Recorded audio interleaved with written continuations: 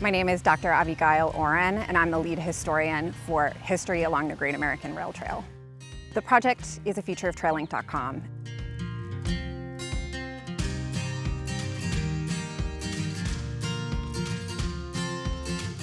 The goal of the project is to share historical points of interest and stories that shine light on the peoples, cultures, landmarks, innovations, and railroads along the route of the Great American. We really try to focus on sites that are slightly off the beaten path or stories that are lesser known.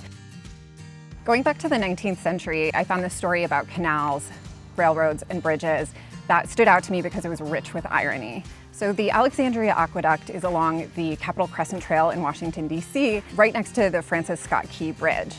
The aqueduct was built with the intention of carrying C&O canal boats from Georgetown to Alexandria. But by the time engineers figured out how to build deep water piers in the Potomac River, the B&O Railroad reached Cumberland, Maryland, and basically put the canal out of business. The merchants of Georgetown really benefited from the trade coming downstream on the C&O Canal.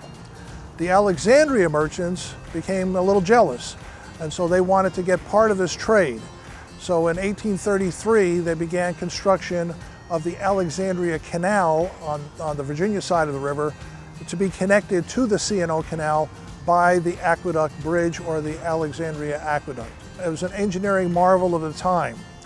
In order to cross the river, they had to construct 8 stone piers, which went 20 to 35 feet down into the river to hit solid bedrock.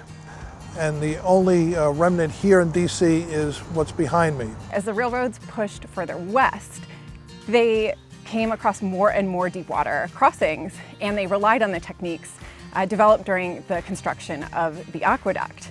So, although the railroads didn't really want the canal to succeed, it turns out they needed it to exist just long enough to solve this tricky problem.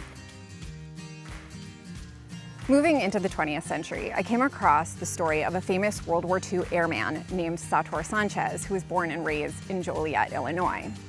Sanchez's heroics were inspiring, but what I really loved about his story was how it opened a window into the long history of Joliet's Mexican-American community.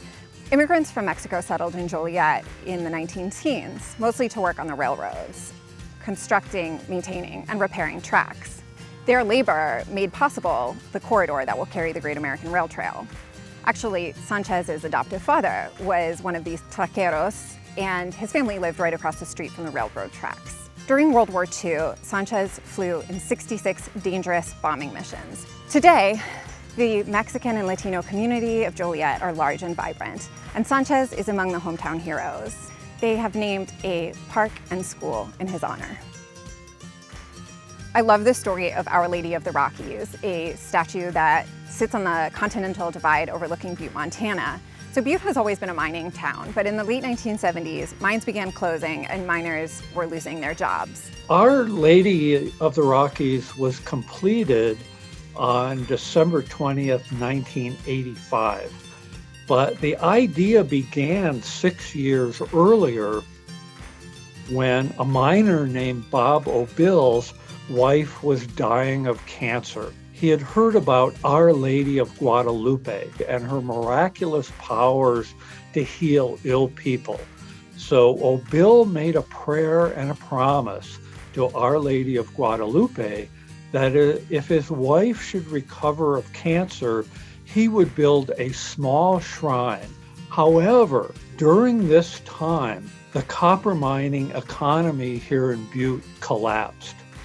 And so a lot of O'Bill's fellow miners, they heard about O'Bill's story, and they thought, well, if a small statue could save the life of a woman, imagine what a giant statue could do for the community. And so through that, Our Lady of the Rockies project took on a life of its own. It far transcended what Bob O'Bill had imagined. This was totally a volunteer community effort. It clearly means a lot to the people of Butte. It's up high on a ridge atop the Continental Divide overlooking the city. I think you'll find it quite amazing. We really hope that everyone who engages with the project sees in some way a little piece of themselves reflected in these stories.